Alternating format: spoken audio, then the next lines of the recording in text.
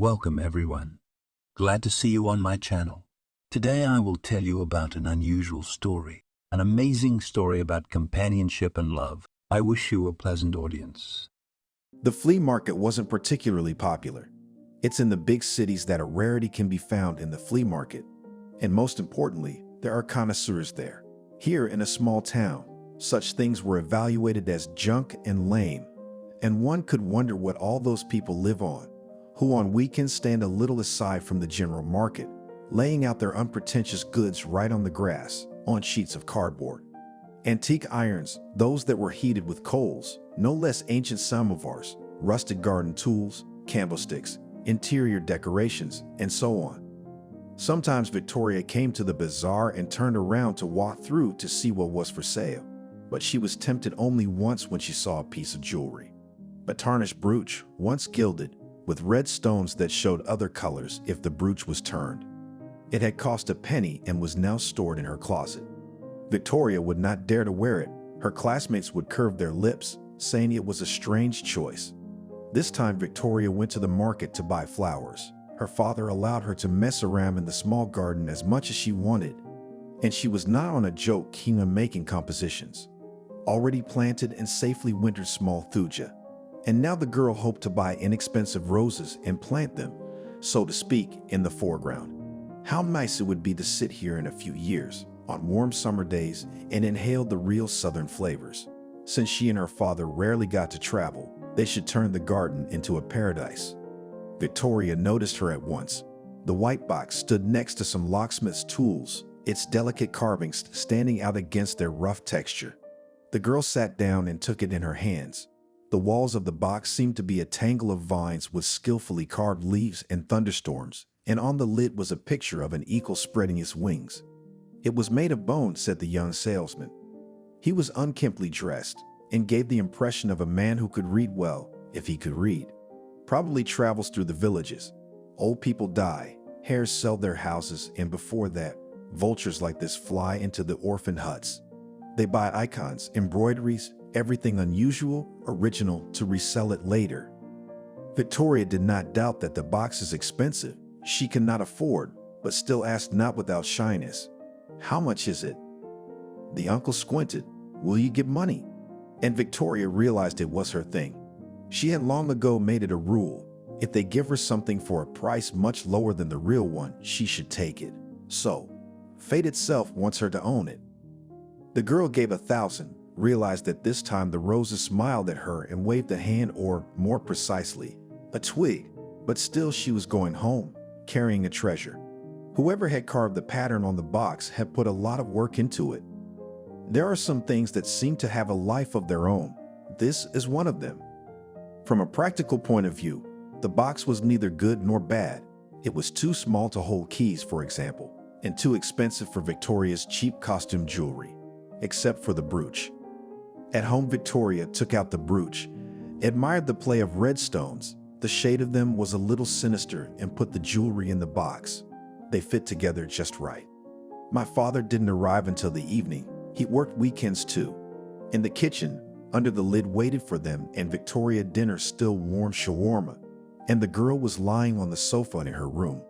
On her stomach, covered with books, she was preparing for tomorrow's seminar.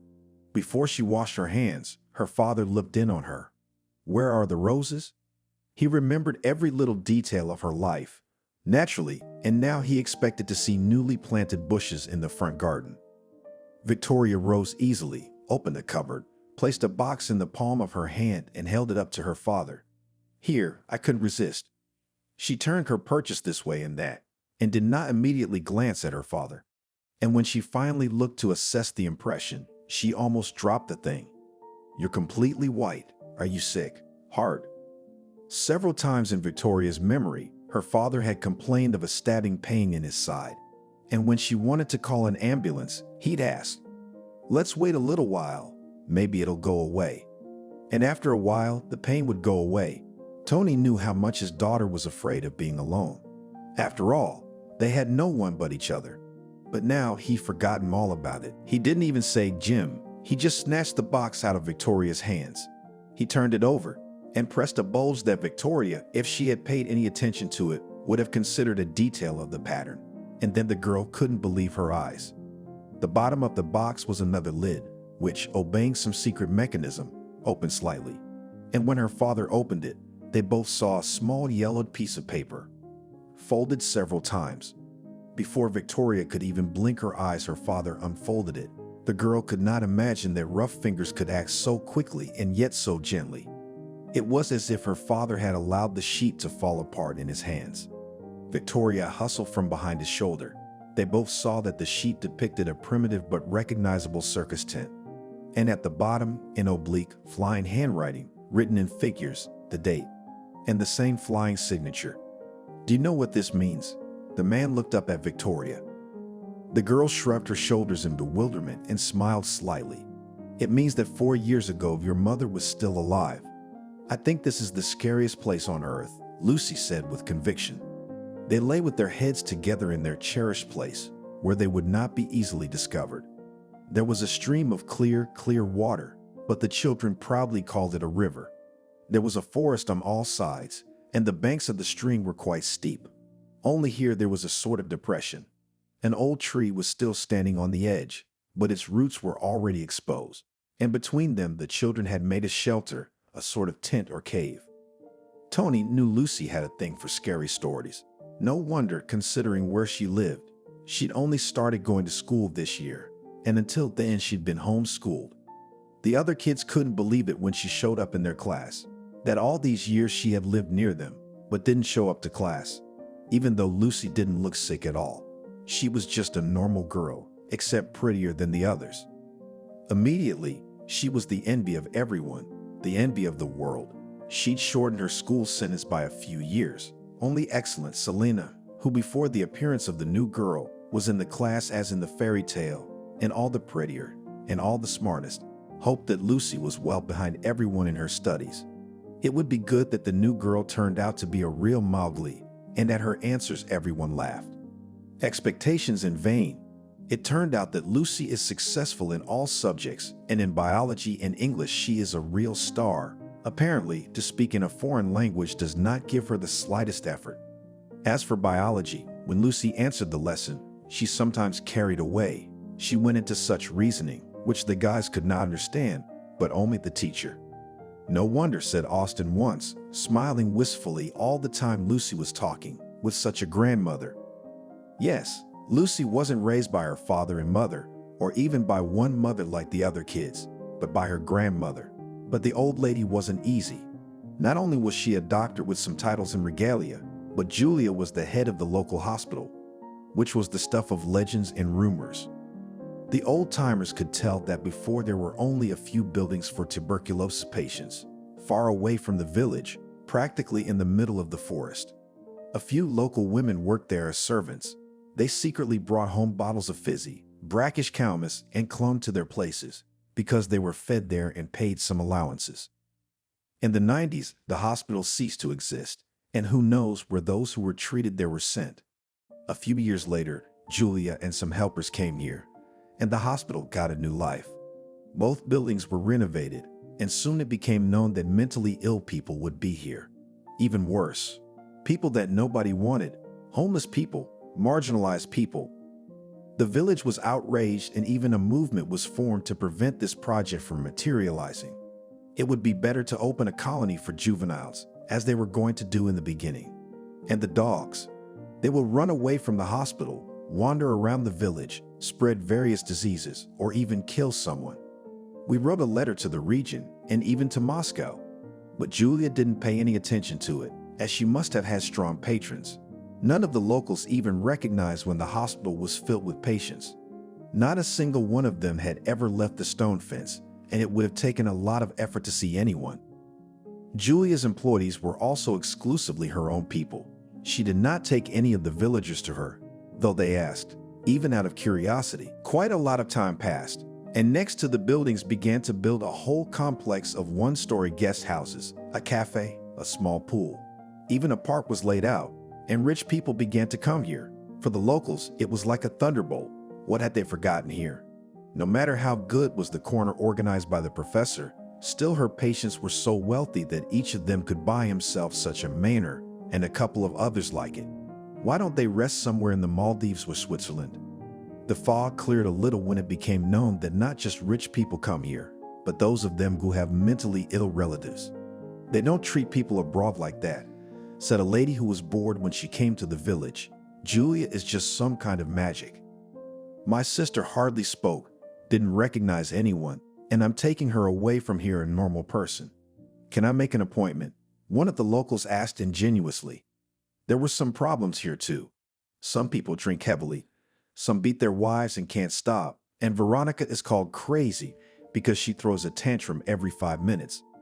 But Julia said it like she meant it. I must see receptions. But then how does she get all those patients? Pardon me? We didn't look good. Veronica explained to her fellow countrymen, I can't pay as much as she's asking. There's another option, to lose our minds completely and chew fence. Then we'll be just fine, but they won't put us in cottages. They'll lock us up in wards. Maybe someone will get a thicker chain and a bigger bowl. The fact that Julia had a granddaughter came out of the blue. The professor called the school principal and asked to enroll the girl in the 6th grade. The principal had no objections until it turned out that the girl had no documents other than a birth certificate. Lucy had never been to any school before. The principal was dumbfounded. But how can that be? This is the first such case. I have never encountered such a case before. Maybe the girl can't go to a regular school. She needs a special school. When Julia began to speak, her tone was such that the principal felt like a first grader herself. A few years ago, my daughter and son-in-law died tragically. Lucy is my only granddaughter, and it was hard for me to let her go. I tutored her myself. If you don't think my knowledge is enough to help her master the 5th grade curriculum. What are you? Salobazala director. You just understand. I need to formalize all this documented. I'll call the district office. Call them, Julia said. The matter was solved instantly. The principal was surprised. No obstacles, no delays. The teachers were also alert, especially the class teacher. How else would Lucy fit in? But even then, everything went smoothly. Lucy behaved just absolutely not as an upstart, not as the granddaughter of a famous person. She gave classmates cheat homework, willingly played the same games that the guys, without caprice, ate in the school canteen, ate everything to the drop. The only hobby that distinguished her from the rest of the guys was a craving for horror stories. Her imagination resembled a burning stove, and the fuel was suitable for anything from children's stories like Yellow Nightstand and Black Hand to novels by Stephen King, which Lucy read lustily. It was on this basis that she became friends with Tony. The girls in her class had very different hobbies. Lucy would bring books to the boy or retell what she had read, and he would show her the places in the neighborhood that the villagers told legends about. The two of them found this place between the roots of an old fir tree. It was summer vacation, and Tony was on his own, and Lucy was allowed to stay out until the evening. And now she was going to tell him about the scariest place on earth. Tony had heard a lot of scary stories from his friend. She told him about Dracula's castle and about the creepy Kashkalak cave, where animals and even people were sacrificed. And then, you can imagine, Lucy was running her finger in the sand, drawing spirals in the sand. It started in the 13th century. An abbot named Henry, sent to the Holy Land by the King of Bohemia, brought back some earth from Golgotha, and he scattered it in the cemetery of his abbey. And after that, everyone who lived nearby wanted to be buried there. And then there were plague epidemics, and in the Middle Ages, people were always fighting. Anyway, as time went on, the cemetery got huge. And when the 15th century began, they built a great big beautiful cathedral and made a tomb near it. And one half-blind monk started digging up people's remains from their graves and put the bones in this tomb. Centuries later, the monastery was closed and the land was bought by a wealthy family. And the new owners hired a carver to make something beautiful out of the piles of bones. That's how they got this place called the ossuary. Can you imagine? There are whole piles of them. And even the huge chandelier that hangs from the ceiling is made of bones and skulls. Would it be hard to stay there for a night? Have you been there and seen it all yourself? Tony asked. Not, sighed Lucy. I have not been taken anywhere abroad yet. My grandmother went. She brought me all sorts of things from there. And a jewelry box made out of bone. Not human bone, of course. I don't know whose. And if you don't tell anyone, There was a pause in the air for a few moments. When did I talk too much? Tony's tone made it clear that he was about to take offense. Then I'll show you a secret tomorrow. A secret that no one will know about except you and me. And Lucy wasn't fooled. Tony usually met her near the hospital fence, and the girl didn't have the patience to wait for them to get farther away. She pulled out a small, finely carved box and held it out to her friend. Try to find the secret yourself. Tony slowly examined the thing, trying to figure out what Lucy was talking about. The unknown craftsman had taken a great deal of time in his work. Every leaf, every berry of the grape had been finished so precisely and faithfully, and the bird of prey on the lid seemed to look you right in the eye. The boy opened the box and it was empty. He shrugged and handed it to Lucy, saying, "I give up." "I didn't realize it right away either," she said consolingly. "Look." She turned the bone box over. "Here on this bunch of grapes you press, convex and—" A second lid opened and a very small space underneath. Tony was disappointed. "So what? You can't hide anything useful in here." "I can imagine," Lucy said thoughtfully, "what it's for and what's in here. Maybe some lady kept a diamond ring in here, or maybe it was a place to keep poison from others." "Is it an antique, this box?" Tony asked soberly. "Look, is there a date on it, when it was made? Maybe it was carved yesterday to sell to tourists." But Lucy shook her head with such conviction that she was sure of the mysterious fate of the box. But seeing that her friend did not share her fascination with it, she turned the conversation away and did not mention the box again. Time went on as it happens in youth. The school year seems endless, and then slam and summer vacation. And you're already in 7th, 8th, 9th grade. Those who predicted that the clinic Julia Stepanovna will not last long in the end immediately do not get rid of oncology and even do not make a new beautiful face. All these people miscalculated.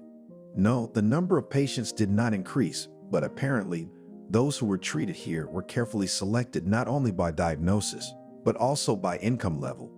This was true of the cottage dwellers. It remained to be wondered why the professor, along with that, continues to keep an almshouse in the court from time to time brought various marginalized people. The village lost interest in the secluded clinic next door. Neither to get a job there, nor in patronage professor was not seen. It was hoped that she would allocate some money for the common good. Well, there, the House of Culture will help to repair or gifts to school children for the new year will buy. But when it was delicately hinted at, Julia said that all the income of the clinic to a penny go to scientific development, so no charity. And over time, the village as if crossed out the unfriendly neighbor from his life. Let her do whatever she wants with her psychos. Well, at least it's not a metallurgical plant. It doesn't poison the nature. Let him do what he wants. Lucy was still first in her biology class, and she had fewer and fewer free minutes. Her grandmother involved her in her work, and to all appearances, was preparing to make her successor. The adult teachers and some of her parents thought that Lucy's future was assured. Only Tony knew that the girl didn't feel happy. "Grandma decided everything for me," said Lucy gloomily. She herself, "You know, how many things in life has seen. And I will have to sit here without a word, graduate from the institute by correspondence, and then work for her. And I can't argue at all. I think Grandma treats me like one of her patients. And you know, there are some creepy characters in there." "Like what?" Tony put Lucy's bag in his other hand. He'd meet her at the hospital gate and walk her back after school. He had to make a decent circle to do that, but they had no other opportunity to socialize. Lucy's time was packed to the minute. "They're the kind that Grandma kept locked up at first and then let out, and I guess we'll have them forever now. Good people. Let's say Grandma has a helper. I don't know what his name really is. If I ask Grandma, she'll definitely ask, 'Why?' I nicknamed him Carl myself. I read that it's a dark name. It's like the cry of a crow. Tony, that's not a man. That's a closet with a beard. He's probably over 6 feet tall. What's he doing here? What you need him for?" "Well, he's a janitor. He's a watchman.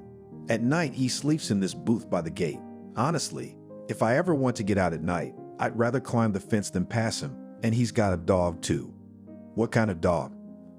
Tony interrupted. He was a dog person. "I don't know. Looks like a fat dog with floppy ears. But purebred, of course. His grandmother brought him a puppy. And the other one we have is Jessica. She's a normal aunt.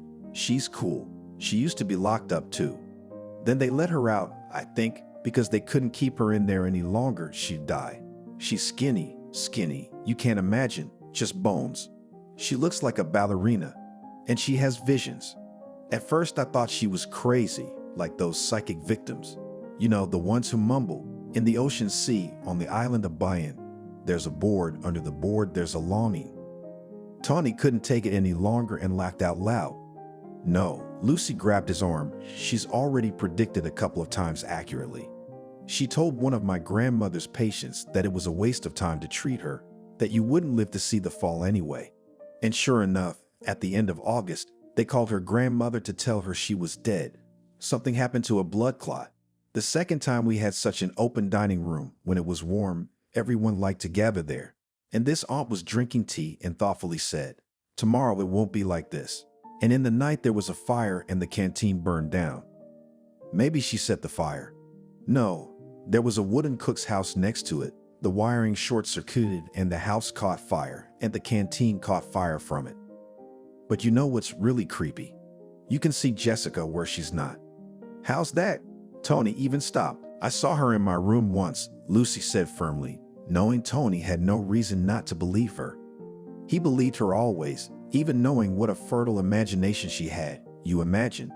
It's night, I'm asleep, of course. The window is closed, the door, of course. Grandma's strict about that. She taught me from childhood to lock the door.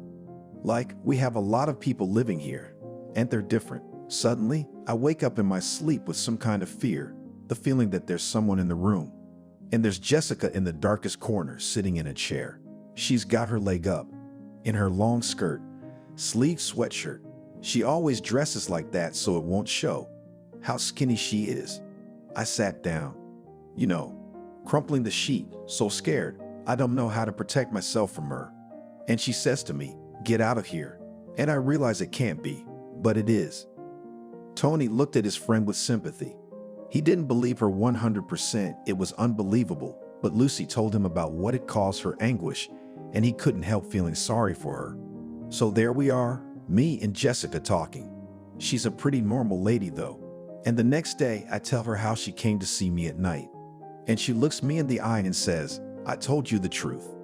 Lucy, let's really go." It was the push of fate Tony's been waiting for.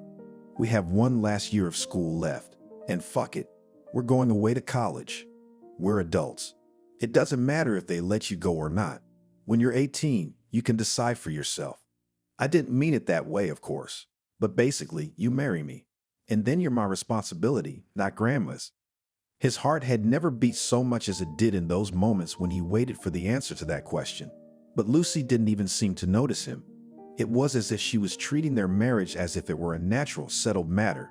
She only sighed, "I'll talk to Grandmother." But the look on her face and her shifting eyebrows said that she didn't expect anything good to come of that conversation. The entire 11th grade passed under the sign that Lucy was going to tell Julia about her decision and chickened out at the last minute. When the conversation finally took place, there was a storm like Lucy had never remembered in her entire life. At first, Julia cut her off simply. "No, it's impossible." "Why not?" Lucy knew of her grandmother's temper, and to the last tried to cause outbursts. "I love Tony. I don't need anyone else. What's so strange about us getting married? And I want to go to school full-time too. We'll go away. Then maybe I'll come back. Maybe even. You will not marry anyone, and you will work here." Grandmother spoke in such a tone, as if Lucy was a puppy, to which the mistress tried to convey the simple truth that you cannot sleep on the bed and make puddles on the floor. There are special places for that. The girl had absorbed the rules of the house, but then her eyes widened. "How can you imagine it? How can you forbid me to marry? You don't know what you're asking." Lucy was frightened by Julia's tone. "Remember your favorite fairy tale about the mermaid? That's like the Little Mermaid saying, 'I want to live on the beach.' And who are you in that fairy tale?" Lucy squinted. "Good grandmother or sea witch. You'll be driven to and from school now." At that moment, the girl thought Julia hated her. "You won't have the key to the gate anymore. Not only will you no longer have Tony in your life, but you will no longer have an institution. And if you object and complain, you'll go to the court, to jail. Lucy sank to the bed. Many things in her life really changed after this conversation. She could only talk to Tony during recess, and by the time school was over, Lucy had a car waiting for her. And she couldn't complain to the teacher, the principal, or anyone else, as Tony had advised. Even if it was decided to take her away from her grandmother, and this was not a fact, the case would drag on for a long time. And grandmother will not allow Lucy to be sent to a boarding school. Rather, really will attribute to her some mental diagnosis and ban her from the ward. The only thing left to do was to grit her teeth and wait for graduation. And then we'll see, Lucy told herself. Her grandmother didn't even allow her to go to the graduation, no matter what her granddaughter might do there. Julia got Lucy's diploma in advance. The girl did not talk about leaving, nor about the institute. It seemed she reconciled. But a week after graduation, Lucy escaped through a window at night. The clinic was securely walled, and the girl remembered the alarm system. How long had she been racking her brains over how to get out of here? The only option she and Tony could think of was to go down to the beach, swim across the shallow river, and on the other side Lucy would be waiting for Tony with dry clothes. They would catch the first train, and in 2 hours they would be in town. Lucy was so afraid that she would be found there, that her conspiracy had gone beyond all mental limits. And there we must take the train, and then on, she said, maybe somewhere in the capital. We'll get lost there for sure. Come on, Tony looked at her with love and pity. Don't make a Sherlock Holmes out of an old woman. She'll have her little tantrum and then she'll move on. Let her go on living with her nutters. But Lucy shook her head gloomily. There are dreams in life which come back again and again. And so Lucy dreamed of escape night after night. The grounds of the asylum were always well lit, except in certain corners. So those who worked here carried flashlights. But this way to the river, which the girl made in total darkness, this cold black water. Lucy was a good swimmer, but she often imagined something scary. It was not the current that frightened her, not the whirlpools, but both that took lives every year on this river. It was the fear that someone would grab her and pull her under the water. And many times Tony had to wake her friend at night when Lucy screamed not in her own voice, but in a strangled voice.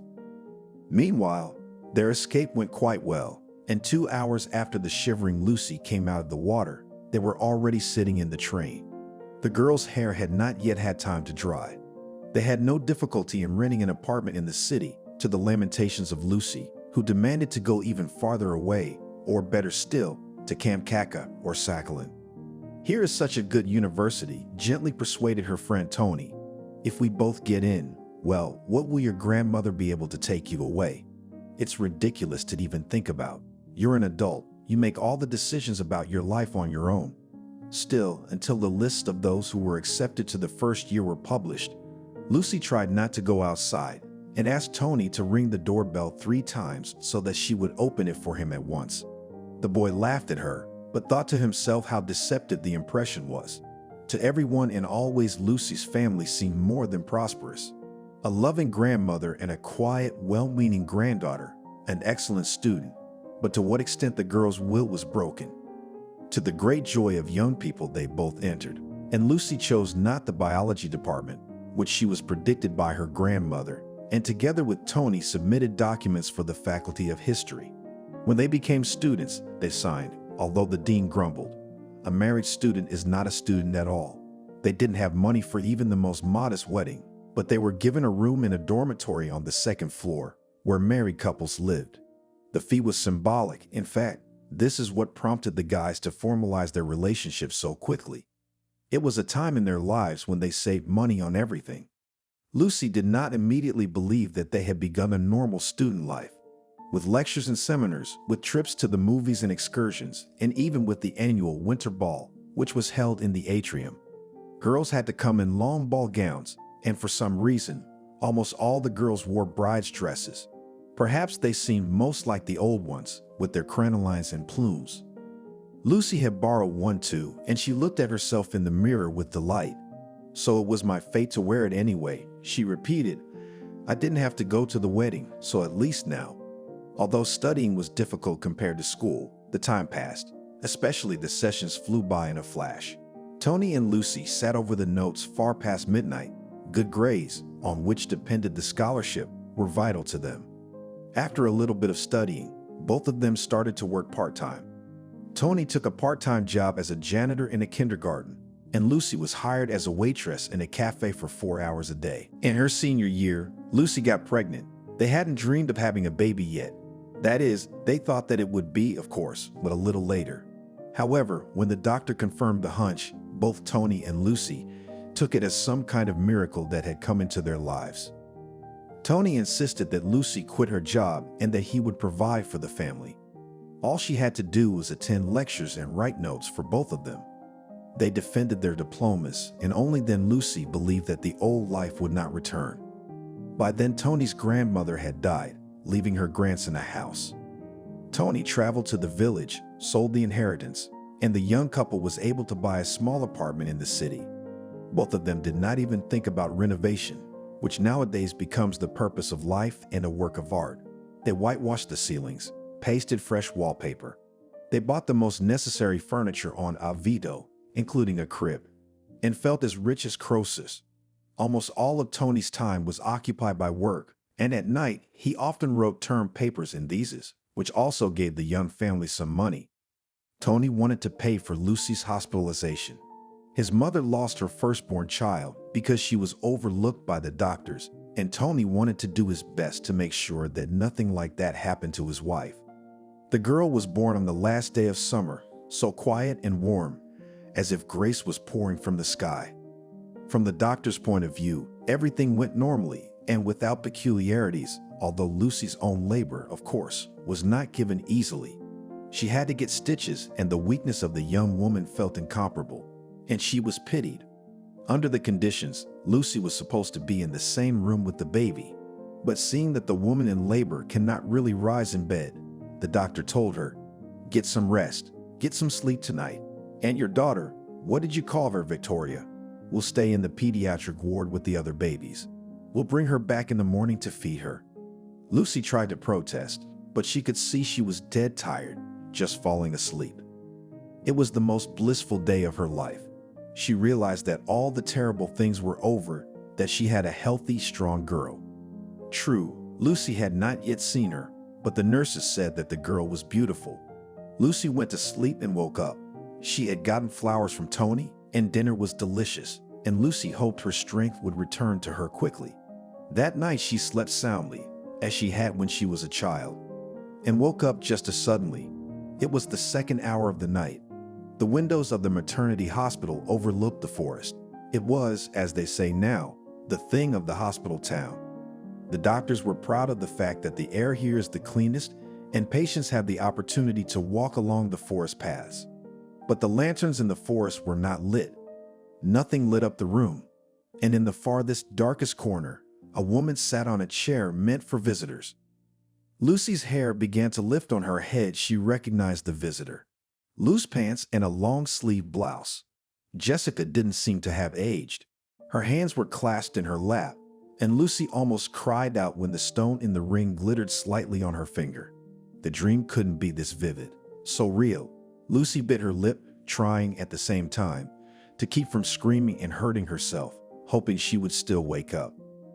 "Get out of here," Jessica said. The words were the same as last time, almost, except she didn't say, "Go away." She said, "Leave." Lucy finally figured out to light the flashlight on her phone. She couldn't turn on the overhead light. The switch was far away where the scary guest sat. The flashlight flashed on, and Lucy had time to think that she would just die on the spot if Jessica really had come here and was sitting in her room. She wasn't stopped by the guard at the entrance or the nurse on duty. But there was no one in the corner, only a nightstand on which stood a carafe of water and an empty oilcloth chair. Lucy clenched her hands. If this wasn't a bad dream, what was it? A hallucination? Was she going crazy too, like Grandma's patients? Tony had explained to her 100 times that it was all in the past, that Grandma had found her leaving school note and had accepted it. Otherwise, she would have found the recalcitrant granddaughter long ago and tried to get her back. Time has passed. There was no way the tentacles of the past could reach back to today. Lucy wanted to go to the pediatric ward, pick up her daughter and keep her close to her, and tomorrow ask the doctor to get them out of the hospital as soon as possible. At home, where it was up to her to open the door or not to open it, she felt more confident. She had to make a tremendous effort to abandon the plan. She went back to bed, covered herself with a blanket, as she had done when she was a child, when she had made herself a house and hid in it from the horrors of the books she had read. But the bed was so warm and Lucy's strength was so little that she still fell asleep and woke up again at dawn. The maternity ward also wakes up early. By 6 o'clock, the midwives on duty were already delivering babies to their mothers, and Lucy was waiting for the opportunity to have a good look at her daughter. They say girls look like their fathers. But time after time, there were sounds of a cart carrying newborns. Here they called it the wonderbot because the hungry babies were screaming. But no one opened the door to Lucy's room. Finally, silence came and still no baby was brought to her. Lucy got up with difficulty and, leaving her slippers under the bed, slipped barefoot to the door. The hospital had a life of its own. The children were being fed and the only people in the corridor were the medics hurrying about their business. "What about my baby?" Lucy asked the first girl in a white coat. "Why didn't they bring it to me?" The nurse twitched her shoulder. "I don't know. Are you from the pay ward? The baby should be with you. Or does he have some kind of medical problem? Usually the weaker ones are monitored." Lucy hurriedly explained why her daughter was in the pediatric ward. "Well, not there," the nurse said. Yesterday's nurses had already changed, and the ones who took over could not understand Lucy. In paid wards, children are always with their mothers. "I don't have anyone." Lucy's voice broke. "You have my daughter." Then the nurse's expression became confused. "We have no one. All the newborns have been delivered to their mothers." Lucy grabbed her hair and sobbed. She slid down the wall, squatted, cried, and couldn't stop. She realized that she was acting shamefully, that it was probably hormones. She had to restrain herself. Nothing terrible could happen. Her daughter would be found. But she couldn't stop herself. She heard quick footsteps. She was handed a glass of very cold water. It must have come straight from the tap in a hurry. There was a commotion. An elderly nurse kept a close watch on Lucy. "Now they will find your girl," she said good-naturedly. "The other day we had a mix-up of children during feeding. A mom takes her daughter and her eyebrows grew overnight. She screamed. Not mine. They gave her girl to another woman who was lying by the window. Oh, it was a laugh, how they were changing." The nurse herself laughed, remembering, but Lucy didn't get it all very well. And finally her heart broke when she saw that the head of the maternity hospital, the doctor on duty, and the head nurse were hurrying down the corridor to her. Apparently, they did not want anyone else to see the scene. And the head of the hospital, Nellie, hooked Lucy under the elbow. "Let's go to my office and talk." "Did they find her?" Lucy almost shrieked. "Come on, we'll get to the bottom of this." When a sobbing Lucy sat down in Stono's office near her desk, she noticed that the head nurse was leaning against the door to prevent anyone from entering. The superintendent turned off the desk lamp that had become redundant. "The baby was supposed to be with you." "Was she?" she said separately, suggestively. "Why are you telling me all this? I begged you yesterday to let my daughter be with me." "I was refused. She was taken away." "Are you sure you remember her being taken away?" As distraught as Lucy was, she realized it would have been easier for the staff if the baby had gone missing from the ward where she was with her mother, not from the children's ward where he was in the care of the medics. Of course, the hospital's still to blame, but what about the mother? "Victoria wasn't even brought to my room," Lucy said, calling her daughter for the first time by the name she and Tony had chosen for her. "You never found her, did you?"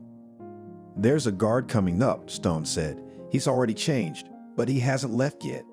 "Don't you have security cameras?" "They don't give us any money for them," the manager said dryly. The guard was an elderly, gray-haired man of small stature. He just threw up his hands. "I didn't go away. I didn't see the child taken out." "Could someone have come in through the service entrance?" Lucy asked that question. In addition to the main entrance, there was a service door near the stairs. From the inside, it was locked with a hook. The girls who were in the maternity ward knew about it. and sometimes ran away for an hour or two to see their friends, to take a walk in the woods, or even to go home to wash and visit the older children. The headmistress raised her eyebrows and hurried the guard to answer. Well, I'm not going to be able to keep an eye on the whole building. I've been sitting in my room, walked down the hall from time to time. I didn't hear anything. It was quiet. You've checked everything, right? The superintendent asked the head nurse. Everything, she sighed. Well, we must call the police, and Nellie Alexandrovna took up the phone. Lucy didn't remember how she got to her room. Then Tony arrived, having barely waited until morning. Lucy had promised to show him her daughter, but he saw his wife and didn't recognize her. Lucy's face was so dead. Tony, I know who stole her, she said. No, they weren't left alone with the trouble. Lucy's room became a thoroughfare. The police came by. They even found a psychologist somewhere. She was a full-figured woman who looked like an old gypsy. True, her searing black hair was cut fashionably, but the gold earrings in her ears, but the bright makeup and the strong smell of perfume were so out of harmony with what her parents were feeling right now that Lucy just clasped her hands to her chest pleadingly. Go away, please. For the first 2 nights, she and Tony stayed awake, waiting every minute for news. Never before had Lucy been interested in the disappearance of children. But in any case, what had happened to them was out of the ordinary. It happened that negligent mothers left their children unsupervised and they disappeared. It was much more common with older children. Some were lost, some were victimized. More than once these days, Lucy had caught the superintendent's eyes both sympathetic and irritated. So much trouble for her girl. There was a good chance the headmistress would be fired. No, she could only keep her place by a miracle. And Nellie Alexandrovna thought now about how to fight back, how to explain what happened, and not to remain at fault. They allocate only a little money for security. That's why the guard is a pensioner and there are no surveillance cameras. Nellie Alexandrovna was preparing to fight on all fronts. Her dream was to retire from here in a year and a half, and until then to remain the head of the school. Lucy she hurriedly discharged while the young woman stayed here. The maternity hospital resembled a hive. Not only were there police and journalists, but the women who had intended to give birth here for a fee were ready to reconsider if their babies were kidnapped. Tony asked the police to help him take Lucy home so that there would be no prying eyes, no questions, and above all, no press. But the investigating officer, Christina, said it couldn't be avoided. You can't turn off the phones. We have to stay in touch. And now, when there will be announcements in newspapers, on radio, on television, those who may have seen something will try to contact you. Christina was a young girl. There may have been several investigators on the case, but they communicated mostly with Christina. The police must have thought it would be easier for Lucy and Tony to get along with someone who was practically the same age as them. Lucy immediately said that her grandmother was involved in the kidnapping. No one else could have done it. She squeezed Christina's fingers with such force that she thought, this is going to leave bruises.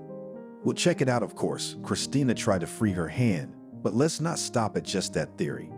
If you think about it, why would an old woman have a baby? Just to get back at you? I'm sorry, I find that hard to believe. It's too illogical. Send someone down there. Right now, Lucy was ready to get down on her knees. Christina nodded and promised that the police would go to the village today. And tomorrow I'll tell you all about it. But Lucy couldn't wait until the next morning. She called the investigator in the evening. You see, I told you. You hoped in vain that everything was so simple. Christine's voice was tired. The clinic has long been closed, or rather, it's a recreation center now. Your grandmother left a long time ago. We haven't found out where. She's definitely not registered in the region. There's almost zero chance that she did it. But then who did? Lucy's blurted out. Let's check the mothers who've recently lost a child. Maybe one of them had a mental breakdown. Rich childless couples.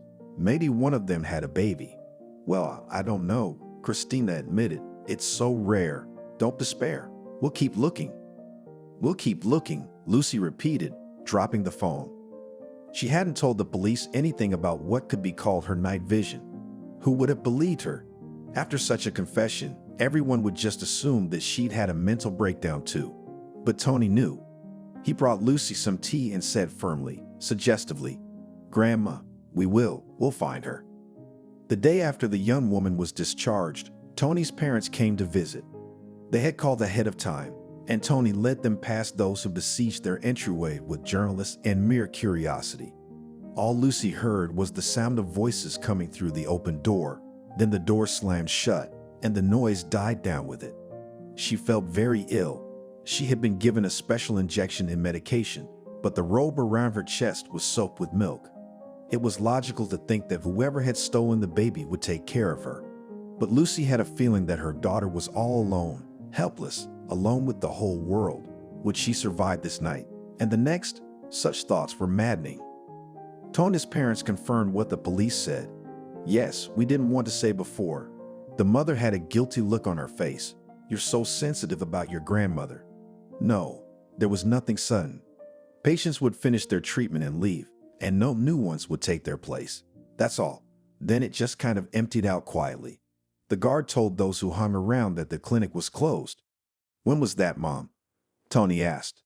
The woman arched her eyebrows. 2 years ago, I think. Right, Talia? Yes, 2 years. So did they close or did they move? Lucy's throat kept drying up and her voice trailed off. Her mother made a helpless shrug. I don't know. So are they looking or are they fooling around? Father couldn't stand it. Maybe they're waiting for you to give them money so they can start scratching. Dad, what are you talking about? As long as you're sitting here, waiting silently, nothing will move. We have to sue the hospital first. Then declare that now not only local, but journalists from the center will come here. Lucy wrinkled as if from unbearable pain, took her fingers on her temples, went into the bedroom and fell down on the bed. Shut up, Tony's mother stood up. It's the boy's grief first and foremost. Let them decide what to do. I'm gonna go comfort the girl. The next few days dragged on for an agonizingly long time. Everyone at home was confused about the time. Was it morning or was it afternoon? The hours when there was no news were particularly frightening. The phone calls were now answered by his father. Tony wouldn't get up from his computer, telling no one what he was looking up on the internet. The mother was crying quietly and kept trying to feed or at least get Lucy out of her stupor. And the young woman seemed immersed in herself and as if she was painfully remembering something. There was news after all. Christine accepted the fact that Tony's parents would be aware of the search. Just please, no contact with the press, she asked. Otherwise, any lead could easily be destroyed. There was a vagrant who was seen somewhere, her beggarly clothes ill-matched to the smart blanket of the baby she was carrying. One influential couple was urgently flown abroad with a small child in her arms. Another woman with an unstable psyche, who had a mania for having a daughter, refused to open the door to the police. Tony's father was about to attack the investigator with reproaches, but Christina's tone suddenly became ironclad. Anatoly Dmitrievich, your irritation will not help to find your granddaughter. If you cannot give us any threat in this search, do not interfere. Otherwise, I will call the parents to me and report the information only to them. A week had passed. It was late at night. The parents were asleep. Lucy was crying so quietly that no one could hear her, but her nose was stuffy and she couldn't breathe. At that moment, Tony sat on the edge of her bed. He looked into his wife's face and saw the glint in her eyes. You awake? Come on, I need to talk to you. He led his wife into the kitchen and closed the door behind him. On the table was the laptop that Tony didn't seem to have turned off all these days. Look what I found, he said. It's kind of just a forum post, but... Lucy brought her face close to the screen. She had been crying so much lately that her eyes were swollen shut, and she couldn't even see as clearly anymore. I'm so glad, wrote the woman with the nickname World. About Mom, all the doctors said the same thing, that she will soon stop recognizing loved ones. The disease is progressive, it can only be delayed. But this year we spent 4 months in the clinic, and you should have seen it. It's like my mom started from scratch. She forgot all of us. I had to remind her that I was her daughter. Here was her husband and so on. But now she's thinking and reasoning like a perfectly healthy person. Girls, don't ask where we've been. They don't take people there from the street anyway. Lucy looked up. You think? Maybe, Tony said cautiously. But see, it's not like she's saying where it is. You scroll further, there are girls there. She did promote it. It was necessary to look through several pages of the forum before an unknown geographical name caught Lucy's eye. Where is it? She asked, perplexed. Here begins the most interesting thing. Tony sat on the edge of the chair. So listen and try to compare everything. Shall I make you some coffee? Put the kettle on. Lucy felt the urge stirring in her for the first time in a long time. She wanted to drink strong, sweet coffee with cream. So, there is a certain conditional peninsula. Tony put the kettle on the fire, by the way, not so far from us, less than 1,000 kilometers. A place, as they say, quite popular in a small circle. There's a big lake there, quite cold, but a meteorite fell there a long time ago. Of course, there are those who are interested.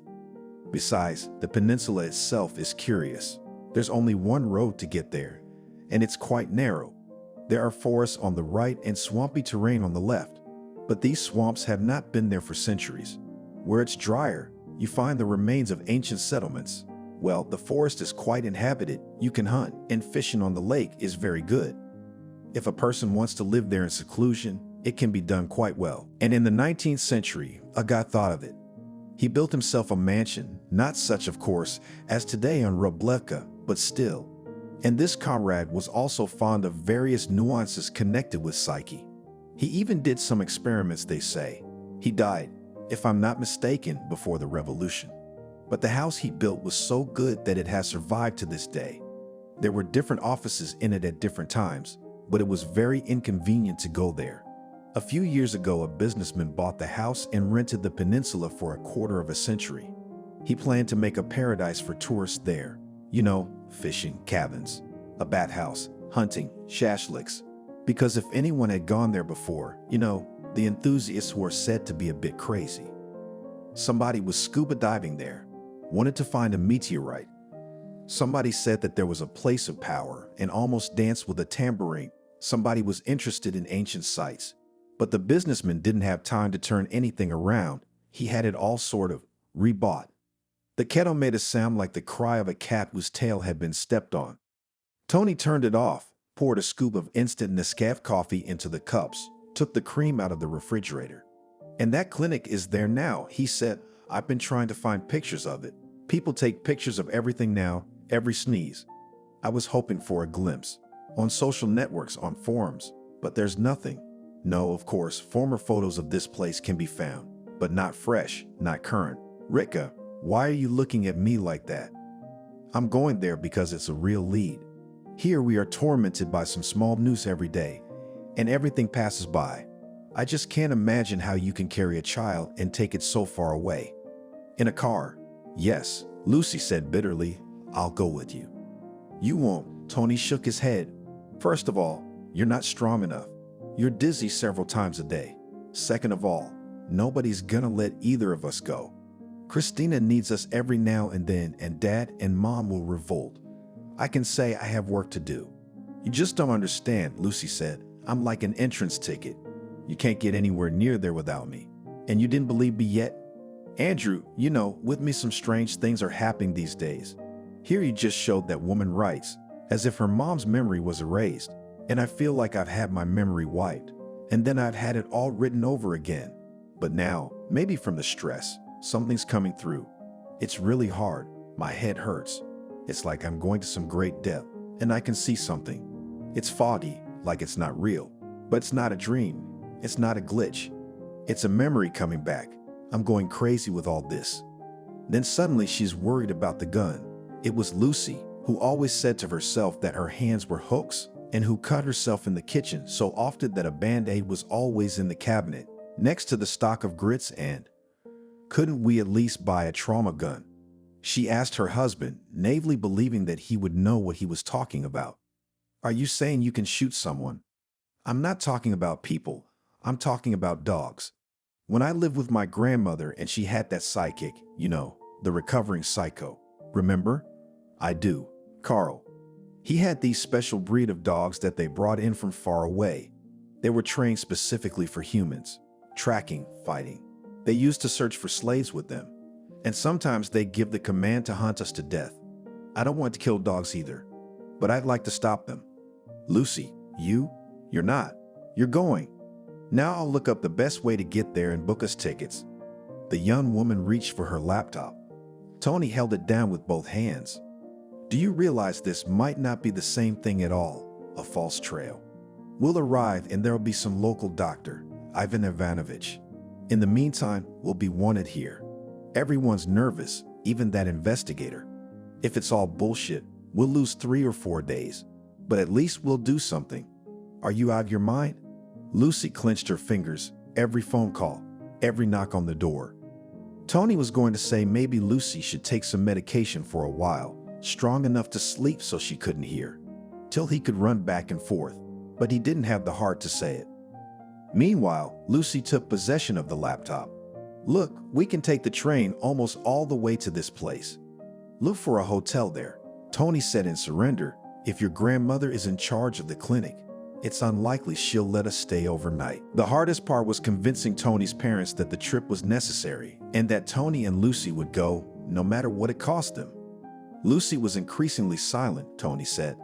We don't want to lie to you that we're off to a friend's house or a country house, like we're hiding from the press or something, and we don't want you to worry about us.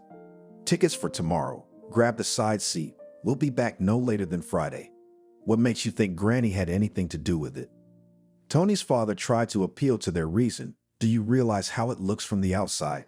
Nowadays, if young people try to give grandma's babies to have a day out, the old ladies are ready to cry by nightfall. And this grandmother still lives far away. Don't go crazy. Rit, maybe you need some shots, I understand. As a mother, it's harder for you than it is for all of us. When we come back, Lucy licked her lips. I agreed to be injected, locked in a cage. Just let us go now.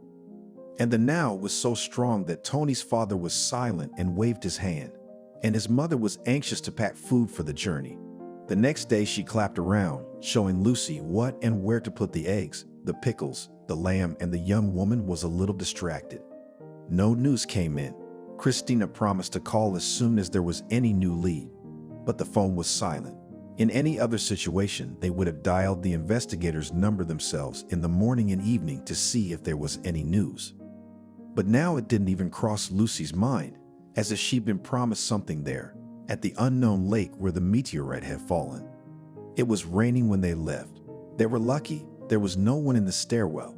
There were 2 guys with cameras in the entryway, but Lucy was wearing a hooded cloak, and Tony was so quick to get his wipe past the reporters and open the door for her that the guys smoked and continued to smoke without even taking their eyes off her. It was the middle of September, and it was getting dark much earlier than in summer. Already at dusk, they hurried along the train, trying to find their car. The train had been standing for 10 minutes. The elderly conductor only glanced at their tickets. Hurry up, we're leaving now. Lucy couldn't remember the last time she'd been on a train. For some reason, the narrow aisle, the laundry hanging from the shelves, and the low lighting gave her an eerie impression. Their seats stood out in bright blue paneling, and the shelves were not yet made up, but someone's bags were crowded under the table. Lucy looked questioningly at Tony, saying, "Did you get the wrong seats?" "Oh, I put in, I'm sorry." The heavy woman who sat opposite in the compartment looked at them begrudgingly. "I thought no one would sit down. I have a lot of things. Maybe you'll let them stay here. I see you've only got 1 purse. Unless you're gonna get us up in the middle of the night to pick them up." No, I'm going to." And the lady said the same place they were going to. "Can I lie down upstairs?" Lucy asked her husband. "I want to get away from it all. I'll turn my back to the window and lie down." "Wait, you have to drink tea first." "Sure. Was it for nothing that Mom collected all this for us? We don't know how much strength we'll need, and you're just eyes and a nose." The tea was historical, that is, exactly as it used to be served in cut glasses with cup holders. The iron handles burned my fingers. It was dark outside the window, and it was only just visible that it was raining. Lucy put her fingers to her lips. "Did you burn yourself?" "No. I remember something. It's like it's all there. But no way. Tony, I better lie down." They made the beds, and Lucy climbed up easily, turned her back to the wall. The train was going very fast, flying. Maybe it was late and catching up. The carriage shook, jerkily, and Lucy saw herself on a train like this, in a parverside cabin. Across from her at the table sat a very young woman, very tan, blonde hair braided into African pigtails, and the ends were dyed pink. The woman is wearing a denim jacket, deliberately torn. There are a lot of rings on her fingers. On the table in front of them is a bottle of beer and smoked fish. It smells so good that little Lucy can't stand it. She holds out her hand. "May I?" "Just a little bit, or you'll be thirsty later." And there's a line for the bathroom. Is that woman her mom? But Lucy had absolutely no memory of her parents. Her grandmother didn't show her any pictures. It hurts too much to see them, you know. I've locked those memories away. What on earth was going on? Lucy wrapped her arms around her elbows. She'd hoped that maybe when she fell asleep she would see another piece of the past. Where was it all lurking? Why had it come now? But she fell asleep unexpectedly soundly, dreamless, for the first time in many days. Asterisk, asterisk. In the morning, when they got off at an unfamiliar station, the aunt whose things they had agreed to shelter under her shelf oriented them. "We have only one hotel. At the bus station. There on the first floor is the ticket office, and on the second floor are the rooms. Truckers are stopping more and more. It's an unpleasant place, on the highway. Even though it has plastic windows, it's still noisy." When Tony asked her about the place that was the real purpose of their trip, the aunt hesitated. "I don't know, guys. I heard that tourists used to go to those places. Now they say they don't let them in very much. What do you want to go there for?" Fortunately, Tony managed to change the subject. His aunt was unhappy that he had called a cab, though it was convenient to get to the hotel by bus. "Just get on the 20 right there and 6 stops later, and then walk 500 meters there. You're still calling for a cab. I don't understand you rich people." At other times, they wouldn't have liked the hotel. The room was hot, stuffy. Buses stopped right under the window, but that wasn't the point now. Tony insisted that this day should be devoted to learning as much as possible about the mysterious clinic. Well, the locals must know something, to find out and prepare for the trip. And Lucy insisted on going right now and seeing for herself. "Look," he poked at the phone screen. "Here's a map, satellite. Even if they drive us here. Look at this. The coast is bare. The woods end here. And then there was a beach, and that's it, the lake. We won't make it back before tonight, Lucy. If we're really going to find out anything, we should take a tent or buy one or maybe rent one and pretend we're tourists. Pitch a tent and spend the night. Maybe even at night we'll learn something." Eventually, he managed to convince her. They sat in the cafe, chewing dry pancakes with a sticky substance that looked like boiled condensed milk, drinking liquid coffee, and Tony wrote a list of things they needed to take with them on a paper napkin. The list was short, but the trunk of the cab was full. Nobody goes there now. The cab driver was puzzled when he was given the name of the place, and even before, the guys used to go there with their coal. Rich people never go there. Well, young people, and not even to fish, but just to hang out.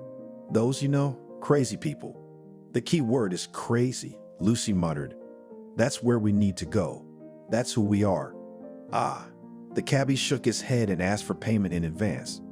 He dropped them off at the very place where the isthmus ends and the peninsula proper begins. "There will be a gate there, and they won't let us through," he explained. "You don't have any permission, do you? You're just curious?"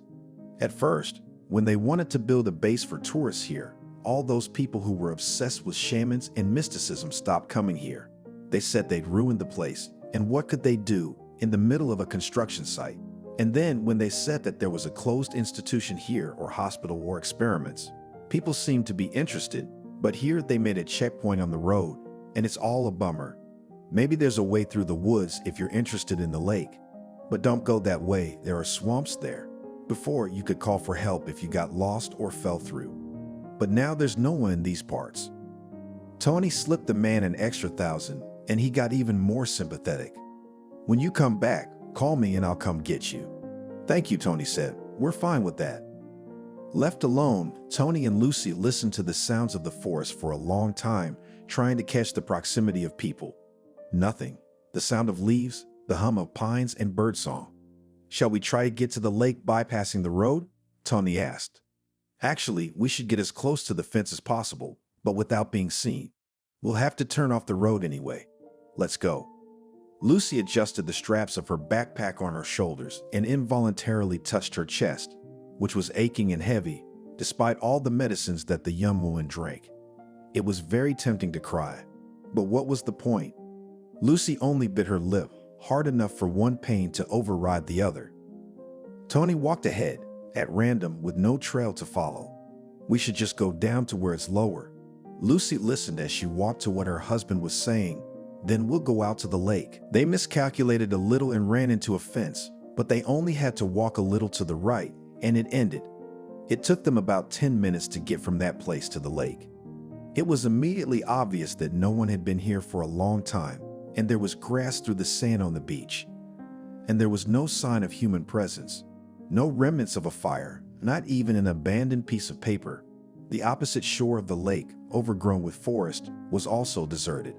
Now we'll make a tent. Tony looked around, choosing a suitable place if we'll be covered here, which is very unlikely. We just came to rest. We didn't know about the band. It's not what you say. Only now, in the light of day, standing a few feet away from Lucy, Tony noticed how thin she really was. All that was left were the sore, haggard eyes. It's not us who will be asked. It's us who will go asking the questions. Otherwise, why are we here? While they were putting up the tent, boiling water on the fire, cooking dinner, they agreed that at night they would go to the fence, walk around its perimeter, try to see everything. Even if tomorrow they would go straight into the tiger's mouth, that is, knock on the gate and demand to be let in. They should know in advance how the place was guarded and whether it would be easy to escape. Lucy knew from experience that it was easier to get in than to get out. They went to bed early when the sun had barely set, assuring each other that they would need their strength. And Lucy dreamed again. This time she knew it was a dream because Jessica was sitting in front of her, not scary or mysterious at all, but exactly as Lucy had last seen her. "I'm getting old," the woman said with infinite sadness, "and I don't want to do this." "Well, okay. Last time. What don't you want?" Lucy asked. The dream began to thin out. She was coming back to reality, though she tried desperately to hold on to the dream. It was important to find out what the clairvoyant wanted to say. Lucy opened her eyes. A few steps away from the tent stood an indistinct figure, whitish like a thick fog. Through it she could see the forest and the lake. Jessica was stern and even majestic now. She made a sign to Lucy to follow her. And nowhere but to that mysterious house, which they had not yet been able to see, and Jessica could not lead them.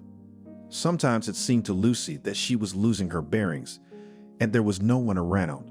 She was having a hard enough time as it was, calling herself a fool for not bringing a flashlight. And there was no way to say goodbye to Tony, no way he'd understand, no way he'd let her go, no way he'd make her wait until the appointed time to go together. And the chance was only now. Lucy had no doubt about that. And so she hurried in total darkness, now and then catching on branches, stumbling, stepping into some shallow hollows in the forest floor. But at least she knew where to go, those outlines of a figure that were a little lighter than the darkness around them, and the air there around them wavered slightly, as it does over a campfire. And then suddenly it was gone for a few moments, and that's when panic set in. Lucy, gasping, started to look around, and only calmed down when she saw that spot of light again. Then she suddenly ran into a fence of iron bars, but the ghostly figure led her to the right.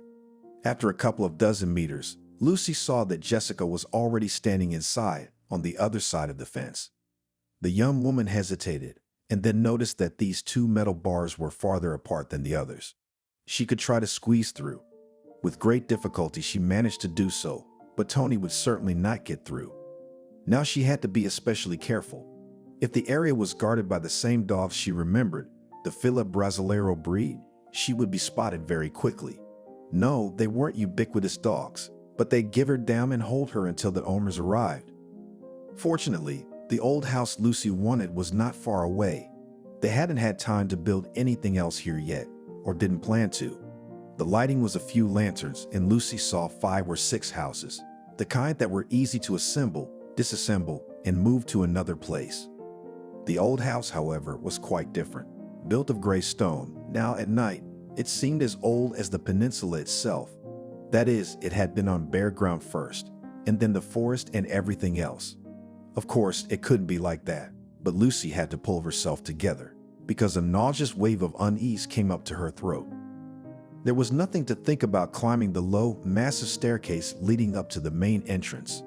Lucy realized that, absorbed in what she was seeing, she had let the ghost out of her sight again.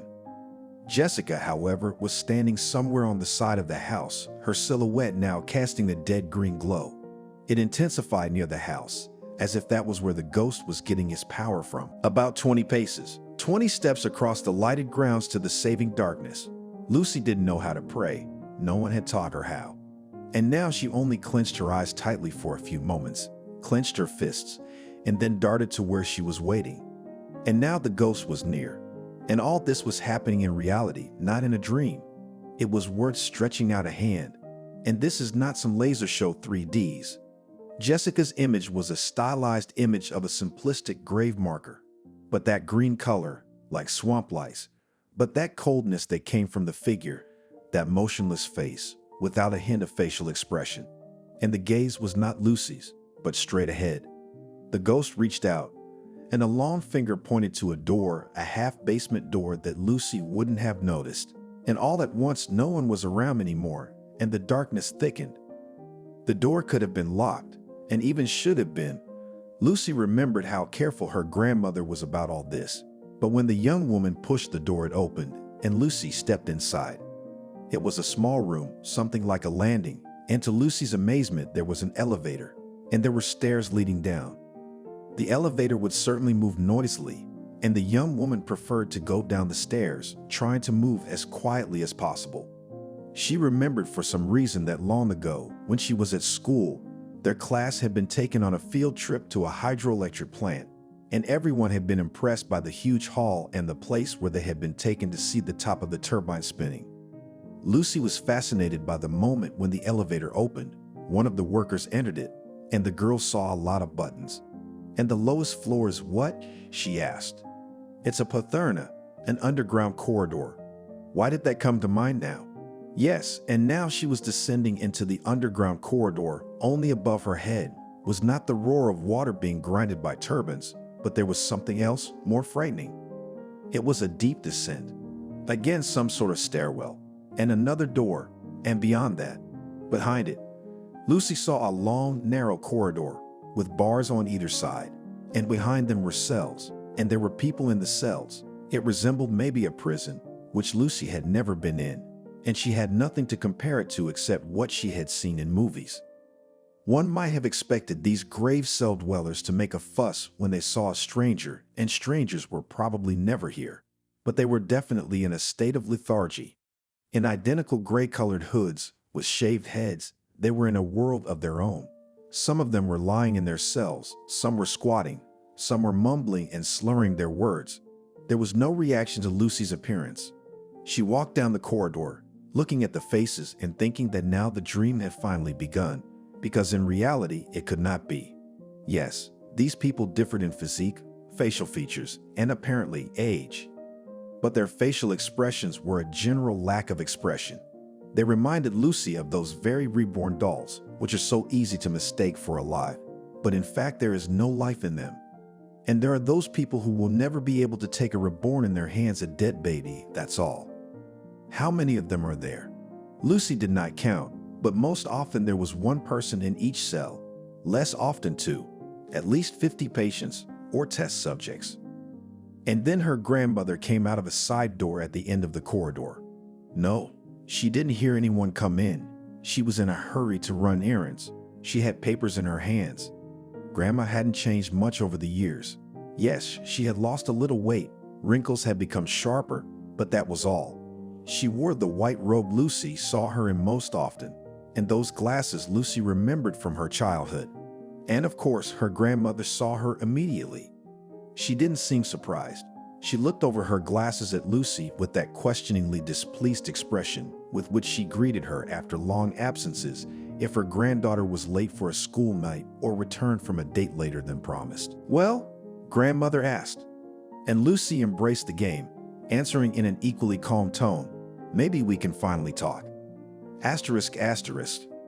They sat in her grandmother's study, and everything but the walls was the same as Lucy remembered. The same desk, the same leather couch in the corner, the same leather sofa in the corner where Grandma sometimes sat up late at night, took a nap or two, and then sat down to work again. And the same books were on the shelf. Only now she'd have to talk to Lucy like an adult. "My baby, did you take him?" Lucy asked the very question she came here to ask. "What do you want from me?" Grandma asked. That's where she changed. Her voice was now without any tenderness.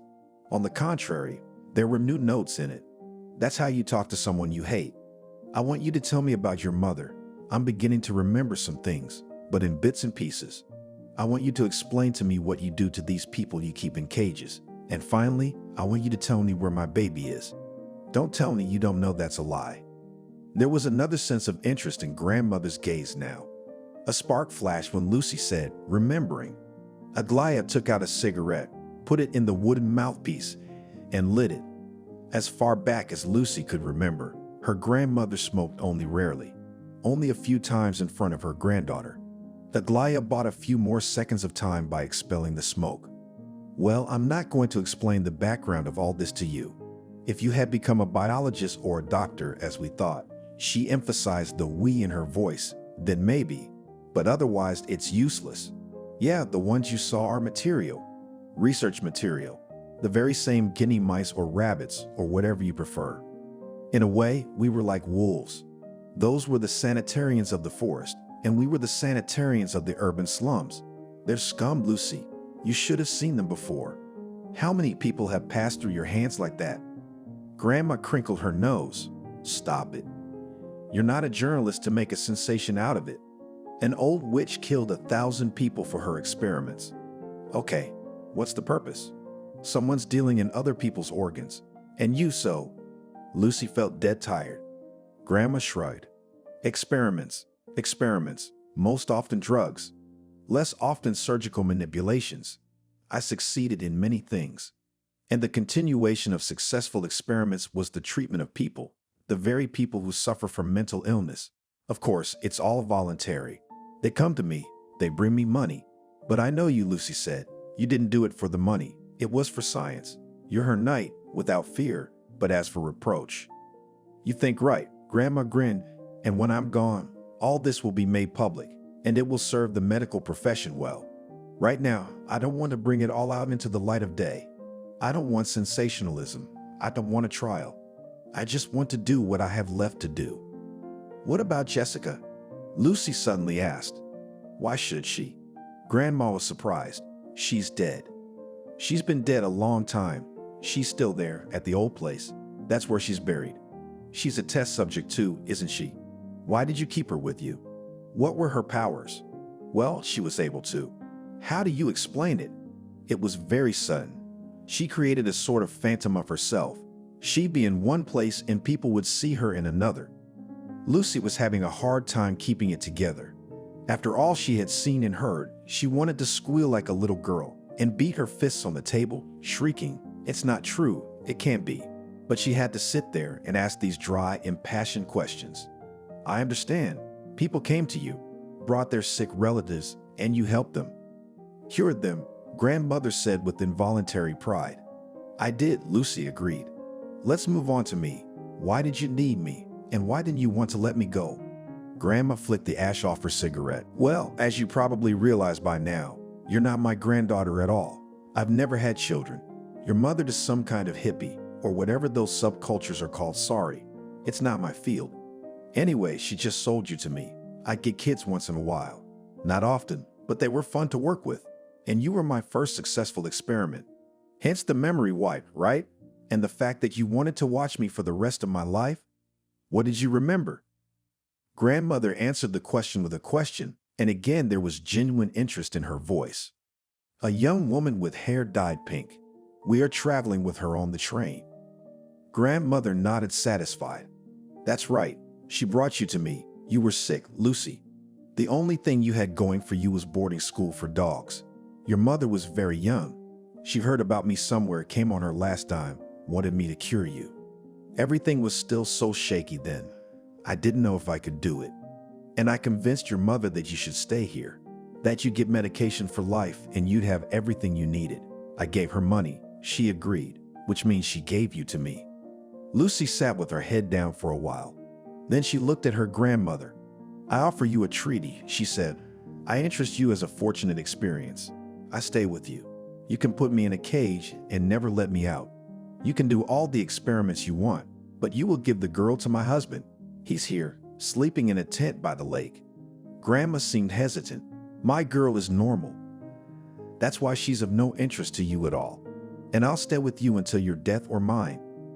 Everything was off the scale now. A few languid minutes passed. Grandma picked up the phone. Kirill, come to my place. When a 2-meter tall man stood on the doorstep, Lucy realized what Carl's name really was. Asterisk, asterisk. That's how it all ended. Tony stroked the card box with his fingers. That bastard brought me you and a note from Lucy. She said she wasn't coming back, and if I resisted her decision, then they wouldn't let me or the baby out. Then I stood on the road calling the same cab driver who brought us here. It felt like a lifetime, not 24 hours. He helped me load my stuff. He looked at you, so tiny, and asked me without a second thought, "Where did you lose your mom?"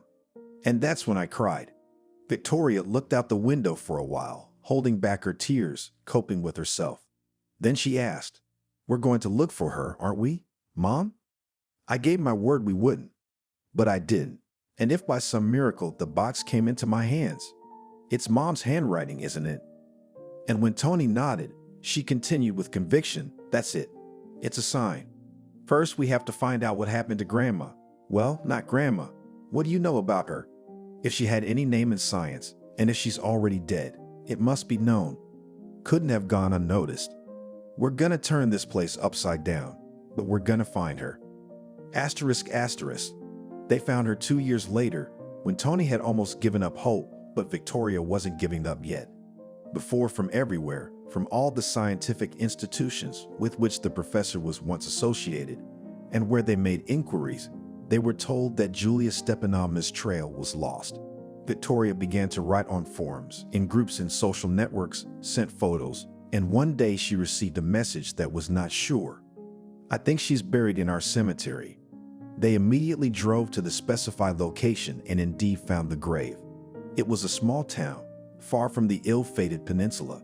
So Julia had moved again in the intervening years, maybe more than once. A modest granite monument, 2 dates, and the same photograph that was always published in magazines when they printed the old woman's work. Tony and Victoria stood by the grave for a long time. "Maybe it's all staged," Tony said. "She was crazy herself. She could have faked her own death." "It could be, but we can't lose this thread. We should contact the funeral home. Somebody paid for the funeral, and they always ask for a phone number, some contact information." That's how they took the last step. They got the phone number they were looking for, and in a short time they were talking to an elderly, heavy man who said that in the last months of Julia Stepanovna's life, he worked in the clinic as a sort of administrator. The old woman had left unexpectedly for everyone, a massive heart attack, and she had no time to leave orders about what to do afterwards. She had patients there. Quite a few of them were placed in a boarding school, you know, the one for dogs. Several boarding schools, I think. I don't think there would have been so many places in one. Do you remember this woman? Tony put Lucy's picture on the table. They all looked the same. Skinny, bald. Then Uncle started to say, but then he took a closer look. "Oh, that one. She was in the circus, I think. She did magic tricks. She could read minds, find hidden things. Funny girl." Tony and Victoria looked at each other.